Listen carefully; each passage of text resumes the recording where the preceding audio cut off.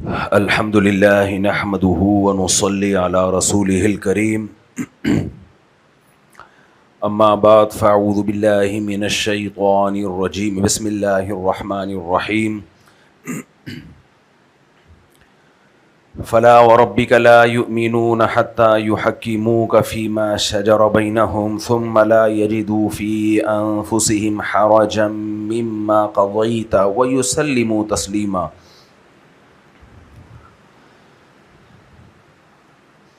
وقال النبي صلى الله عليه وسلم لا يؤمن أحدكم حتى أكون أحب إليه من والده وولده والناس أجمعين. وقال الله تعالى يا أيها الذين آمنوا ادخلوا في السلم كافة ولا تتبعوا خطوات الشيطان إنه لكم عدو مبين. قرآن مجید کی چند آیات تلاوت کی ہیں. اللہ تعالیٰ سے دعا ہے اللہ تعالیٰ صحیح طرح سے بات کہنے کی، سننے کی، سمجھنے کی اور پھر ہم سب کو اللہ تعالیٰ عمل کی توفیق عطا فرمائے.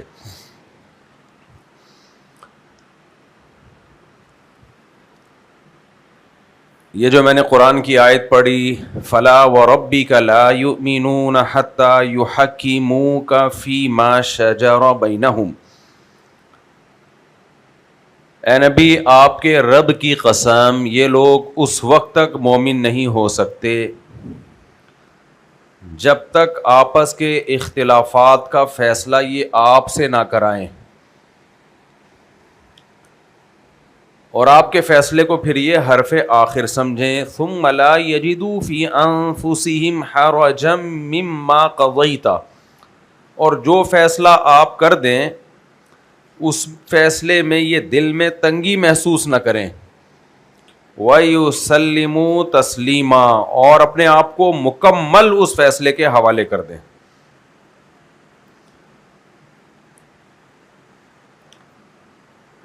اس آیت کے دو مطلب نکل سکتے ہیں. ایک مطلب تو یہ ہے کہ نبی صلی اللہ علیہ وسلم موجود ہوں، زندہ ہوں، صحابہ آپ کے پاس جائیں اور اپنے آپس کے معاملات کا فیصلہ نبی صلی اللہ علیہ وسلم سے کرا لیں، جیسے کہ اس زمانے میں ہوا کرتا تھا. اور نبی صلی اللہ علیہ وسلم جج بن کر یہ فیصلہ کریں کہ دعویٰ کس نے کیا ہے. جو دعویٰ کرتا ہے آپ کو معلوم ہے گواہ پیش کرنا اس کے ذمے ہوتا ہے. نبی صلی اللہ علیہ وسلم نے فرمایا البینۃ علی المدعی، جو شخص دعویٰ کرے گا دلیل اس کے ذمے ہوگی. والیمین علی من انکر، اور جو دعوے کا انکار کرے گا اس کے ذمے قسم ہوگی. شریعت کا ایک اصول اور ضابطہ ہے، قاعدہ ہے جو شاید بعد میں پوری دنیا کی عدالتوں میں چلا ہی ہے. جب بھی کسی جج کے پاس کوئی کیس آتا ہے خوب اچھی طرح سمجھیں. آپ کے پاس بھی بہت سے لوگ کیس لاتے ہوں گے، گھریلو جھگڑے لاتے ہوں گے، مسائل لاتے ہوں گے. ہر شخص کے پاس کبھی نہ کبھی کوئی نہ کوئی کیس آتا ہے. تو دلیل ہمیشہ اس کے ذمے ہوتی ہے جو دعویٰ کرے. دیکھو اللہ نے قرآن میں دعویٰ کیا نا کہ میں مردوں کو دوبارہ زندہ کروں گا، آخرت میں جنت ہے جہنم ہے. تو یہ دعویٰ اللہ نے کیا تو دلیل بھی کس کے ذمے ہے؟ پھر ان چیزوں کو صحیح ثابت کرنے کی اللہ کے ذمے.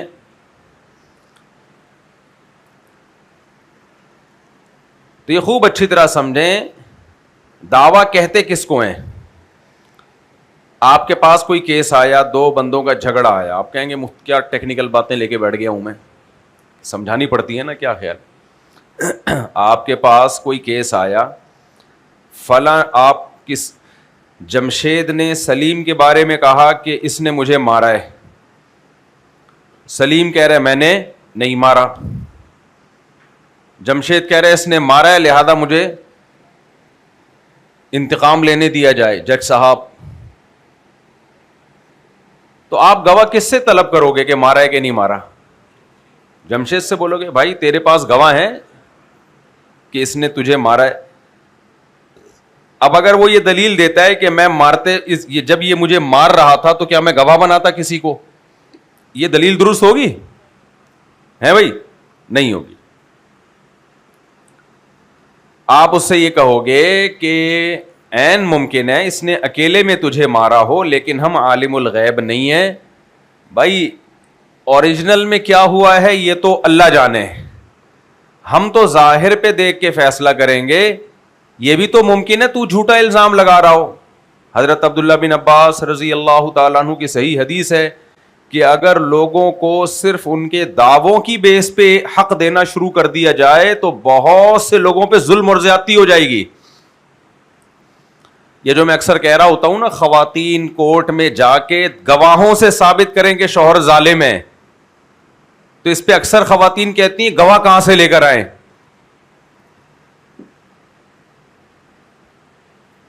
تو کیا مطلب کہتی ہیں جن خواتین پہ ظلم نہیں ہو رہا, بس یہ رہنے دو ابھی نہیں پیوں گا. تو کچھ خواتین کہتی ہیں جن پہ ظلم ہو رہا ہے بیچاریوں کے پاس گواہ نہیں ہے, وہ کیا کریں؟ تو ہم یہی جواب دیتے ہیں کہ پھر تو ایسے بہت ساری خواتین جن پہ ظلم نہیں ہو رہا وہ جھوٹا الزام بھی لگا دیں گی. باقی حقیقت میں جمشید نے, سلیم نے جمشید کو مارا تھا یا نہیں مارا تھا, تو اصل ججمنٹ کا دن کون سا ہے؟ آخرت کا ہے نا. دنیا میں 100% انصاف ممکن ہی نہیں ہے. پاک دامن لوگوں پہ جھوٹی تہمتیں لگ جاتی ہیں اور جھوٹے لوگ بری ہو جاتے ہیں. یہ دنیا انصاف کی جگہ نہیں ہے. اصل انصاف کی ڈے آف ججمنٹ کون سا ہے؟ آخرت ہے. یہ دنیا تو ظاہری طور پر ہم گواہ کے فیصلہ, یہ بھی تو ممکن ہے گواہ جھوٹ بول رہے ہو. کیا خیال ہے بھائی؟ قیامت آئے گی, اس کی بڑی وجہ یہی ہے کہ دنیا میں انصاف نہیں ہوتا. چرب زمانی سے لوگ باتیں کر لیتے ہیں, گھما گھما کے لوگوں کو, اچھے بھلے لوگوں کو بدنام کر دیتے ہیں. تو دنیا میں ایک اصول بنائے. میں نے پچھلے جمعے بیان میں کہا تھا نا کہ میں وہ اسباب بتاؤں گا جس سے سوسائٹی میں فساد پیدا ہوتا ہے. پچھلا بیان میں اس پہ لے کے چلا تھا. تو انہی فسادات میں سے, یعنی وہ ذریعے بتاؤں گا جس سے فساد پیدا ہوتا ہے سوسائٹی میں, وہ تمام ذرائع جس سے سوسائٹی میں فساد پیدا ہوتا ہے. تو ان ذرائع میں ایک یہ بھی ہے کہ یہ نہ سمجھنا کہ دعویٰ کون کر رہا ہے. جمشید نے سلیم پہ الزام لگایا کہ سلیم نے مجھے مارا ہے. آپ بجائے جمشید سے گواہ طلب کرنے کے سلیم سے گواہ طلب کر رہے ہو. سلیم تو گواہ لے کر آیا کہ مجھے نہیں مارا. تو یہ کیا ہو جائے گا؟ یہ سارا یہ وہ سسٹم بن جائے گا سسٹم کے بجائے. تو اس لیے یاد رکھو. آپ کہو گے کہ آپ ہمیں جج کیوں بنا رہے ہو؟ بھائی جج صرف وہ نہیں ہوتا جو کورٹ میں بیٹھا ہوا ہے. ہمیں بھی صبح و شام خود اپنے بارے میں بھی بہت سارے فیصلے کرنے پڑتے ہیں جج بن کے. اپنے بچوں کے بارے میں فیصلے کرنے پڑتے ہیں, لوگوں کے بارے میں فیصلے کرنے پڑتے ہیں, دوستوں کے بارے میں. پھر جج کی, جو کورٹ میں بیٹھا ہوا جج ہے, اس کی سزا تو یہ ہوتی ہے کہ وہ یہ کہہ دے کہ جیل میں اتنے سال ڈال دو اس کو, اور ایسا کر دو ویسا کر دو. ہم جب سزا دیتے ہیں تو اپنے حساب سے ہم اس کی غیبتیں شروع کر دیتے ہیں, ہم اس سے بدگمان ہو جاتے ہیں, اس کو لوگوں میں بدنام کر دیتے ہیں, فساد پھیلانا شروع کر دیتے ہیں. تو اس لیے جب بھی کوئی معاملہ میرے اور آپ کے سامنے کسی بھی قسم کا آئے تو سب سے پہلے ہم نے دیکھنا یہ ہے کہ اس میں مدعی کون ہے, دعویٰ کس نے کیا ہے. لہذا دلیل ہمیشہ کس سے پوچھی جائے گی؟ بولو نا کیا ہو گیا میرے بھائی؟ جو دعویٰ کر رہا ہے دلیل اس سے پوچھی جائے گی. دلیل میں 2 گواہ بھی ہو سکتے ہیں.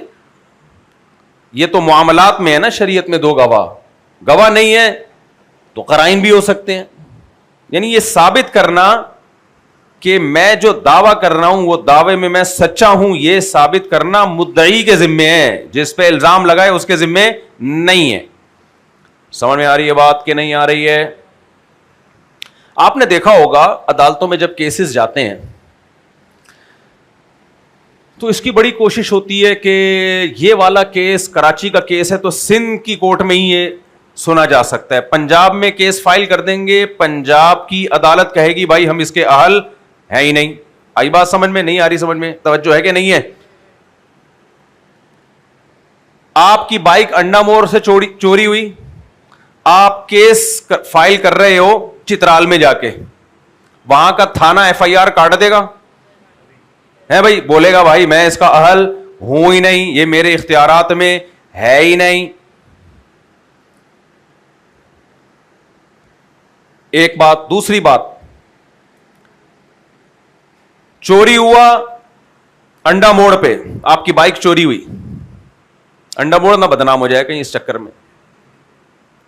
انڈا موڑ پہ آپ کی بائک چوری ہوئی, آپ نے کراچی میں ہی کیس فائل کیا لیکن فیملی کورٹ میں فائل کر دیا, جہاں نکاح طلاق اور کے جھگڑے نمٹائے جاتے ہیں.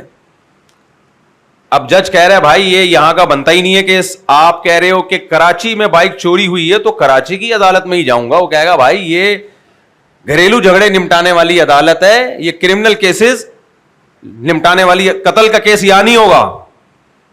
جج سنے گا آپ کا کیس؟ پاگل ہوگا تو سنے گا, پاگل ہوگا تو بیٹھائے گا آ جا بھائی, میں فارغ بیٹھا ہوا تھا, میرے پاس کرنے دھرنے کے لیے کوئی کام تھا نہیں, کوئی طلاق کا کیس آیا نہیں, تو ہم نے کہا چل تیرا کیس نمٹا دیں. جج اگر ایسا کرے گا تو اس کو گورنمنٹ کی طرف سے سزا ملے گی کہ نہیں ملے گی؟ میرے بھائی, میرے اور آپ کے پاس بھی دن رات بہت سارے کیسز ایسے آتے ہیں. کچھ کیسز تو ایسے ہوتے ہیں جن کے سننے کی ہمیں اتھارٹی شریعت کی طرف سے ہے ہی نہیں, لہذا اس میں جج بننا ہی حرام ہے. لیکن ہم اس میں سب سے بڑے جج بنے ہوئے ہوتے ہیں. وہ ہمارا کیس ہے ہی نہیں, ہمیں اتھارٹی نہیں دی ہے. ایک آدمی آپ کے پاس آتا ہے کہ ابے مفتی صاحب دیکھا جمشید کی ویڈیو لیک ہوئی ہے, پکڑا گیا. جمشید بھائی کوئی معذرت, وہ بہت اچھے ہیں جمشید جو یہاں بیٹھے ہوئے ہیں جو بیان سن رہے ہیں, ان کے علاوہ کی بات کر رہا ہوں میں. جس جمشید کی بات کر رہا ہوں وہ بیان میں نہیں ہے اور نہ وہ بیان کبھی سنے گا. جو بھی جمشید میرا یہ بیان سن رہے وہ اس میں داخل ہے ہی نہیں اس مثال میں. اب آپ مجھے ایک بات بتاؤ, ہمارے پاس جب کوئی مسئلہ لے کے آتا ہے, کوئی بات پوچھتا ہے, ہم سب کی یہی حالت ہے, یار تجھے پتا ہے مفتی صاحب آپ کو پتا ہے وہ پکڑا گیا, اس کا تو یہ کیس سامنے آیا ہے. ہمارے کان ایک دم سماعت کے لیے تیار, کہتے ہیں بتا ہوا کیا ہے. میں تو اس کو بڑا نیک آدمی سمجھتا تھا. ابے مفتی صاحب وہ تو پکڑا گیا, قائد اعظم کے مزار پہ ڈیٹ مار رہا تھا. بھائی یہ اتھارٹی شریعت نے مجھے دی ہے کہ میں کسی پرسنل لائف کے بارے میں ڈسکس کروں, ہے بھائی میرا کیا لینا دینا بھائی اس سے. تو یہ ایک جج جو گورنمنٹ کا ہوتا ہے وہ, اس کے لیے تو ہم نے اصول اور ضابطے بنائے ہوئے ہیں. میرے اور آپ کے لیے بھی شریعت نے کچھ اصول بنائے ہیں کہ کچھ کیسز ایسے ہیں جن کیسز میں پڑھنے کی تمہیں اجازت نہیں ہے, سماعت ہی نہیں کر سکتے تم, کیس فائل کرنے کی اجازت نہیں ہے کسی اور کو تمہاری کورٹ میں. بہت آتی ہے ایسے ویڈیو, اس کی ویڈیو لیک ہو گئی, فلانے کی ویڈیو لیک ہو گئی, ڈمکانے کی ویڈیو لیک ہو گئی, اور اسے ٹک ٹک کر کے سوشل میڈیا پہ فارورڈ کر رہے ہوتے ہیں. ایک صحابی رسول صلی اللہ علیہ وسلم کو نبی نے دنیا میں جنت کی بشارت دی. 10 صحابہ تو ایسے ہیں نا جن کا ترتیب سے نام لے کے خوشخبریاں سنائی ہیں. ابو بکر فی الجنہ, عمر فی الجنہ, عثمان فی الجنہ, علی فی الجنہ, وطلحہ فی الجنہ, وعبد الرحمن ابن عوف فی الجنہ. پوری ترتیب سے نبی نے نام لیے. لیکن ان کے علاوہ بھی کچھ صحابہ ایسے ہیں جن کو نبی نے دنیا میں اشارہ کر کے جنت کی خوشخبری سنائی. تو ایک صحابی کے بارے میں نبی نے فرمایا کہ جنتی ہیں یہ. دوسرے صحابی کہتے ہیں میں تجسس میں پڑ گیا کہ یہ کون سا ایسا عمل کر رہے ہیں جس کی وجہ سے نبی نے ان کو دنیا میں جنت کی خوشخبری سنا دی. اب یہ تجسس کسی کی برائی تلاش کرنے کے لیے نہیں ہے, برائی تلاش کرنے کے لیے تجسس کی شریعت میں اجازت نہیں ہے, نیکی تلاش کرنے کے لیے ہے.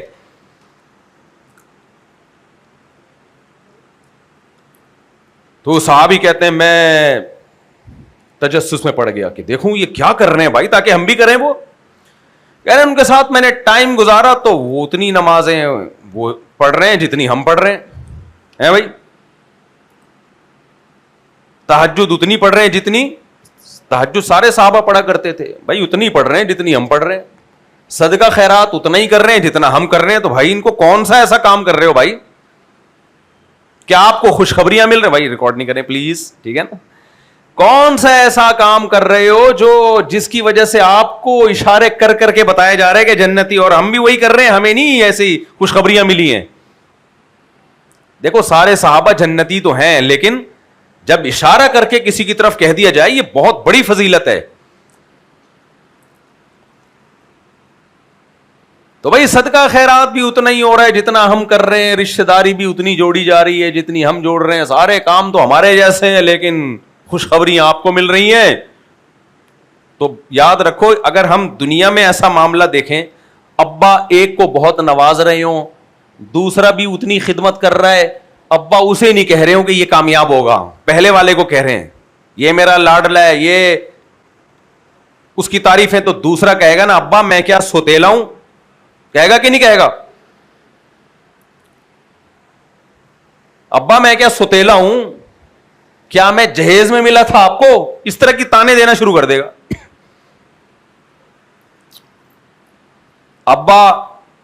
ابا کے ذمے لازم ہے نا پھر یہ بتائیں کہ بیٹا اس کا ایک عمل ایسا ہے جو تمہارے اندر نہیں ہے, یہ لازم ہے یا نہیں؟ اگر ابا نہ بتائیں تو ابا غلط کہلائیں گے کہ نہیں کہلائیں گے؟ یار یہ دونوں بیٹے آپ ہی کے ہیں, تو پھر یہ کیا مسئلہ ہے؟ موضوع سے ہٹ نہ جاؤں, یہ آج کل بڑا مسئلہ چل رہا ہے, ماں باپ اولاد میں برابری نہیں کرتے, آج کل یہ بڑا مسئلہ چل رہا ہے. ایک کی طرف اتنی زیادہ توجہ, دوسرے کے دل میں پھر منفی جذبات پیدا ہونا شروع ہو جاتے ہیں. یہ بھی فساد کی ایک بہت بڑی جڑ ہے سوسائٹی. ماں باپ سمجھتے ہیں ہم پر کوئی ذمہ داریاں لازم نہیں ہیں, ہم ماں اور باپ ہیں, بچے پہ ہی سارے حقوق ہیں, ہمارے پر تو کچھ ہے ہی نہیں. یہ موضوع نہ سے ہٹنا, جو میں ایک جملہ بول کے بس جلدی سے آگے جا رہا ہوں تاکہ میرا اتنا اچھا ٹاپک چل رہا ہے وہ ٹیڑھا میڑھا نہ ہو جائے. خوب ایک بات اچھی طرح سمجھ لو, باپ کو یہ اجازت نہیں ہے کہ بیٹے کو آتے جاتے ہر وقت تانے دیتا رہے, ٹارچر کرتا رہے ذہنی طور پہ, اپنے ابا ہونے کا ناجائز فائدہ اٹھائے. بعض ابا بد اخلاق ہوتے ہیں, آپ نے اپنے ابا کے بارے میں ایسا نہیں سوچنا بھائی آپ نے خدمت ہی کرنی ہے. بعض ابا یہ بھی ہوتے ہیں, اب بندہ بولو اچھا یہ تو بالکل لگ رہا ہے میرے ابا کے بارے میں بات ہو رہی ہے, نہیں آپ کے ابا کے بارے میں بات نہیں ہو رہی. آپ کو یہی سمجھنا ہے کہ دنیا میں سب سے اچھا ابا کس کا ابا ہے, ایسا ابا کہاں سے لبا, لبا کہتے ہیں پنجابی میں پایا. جب کوئی آپ سے پوچھے آپ کے ابا, آپ بولے ایسا ابا پتہ نہیں کہاں سے لبا, یار اس سے اچھا ابا مارکیٹ میں ہے نہیں. تو ابا نے ابا کے بارے میں یہی سوچنا ہے آپ نے.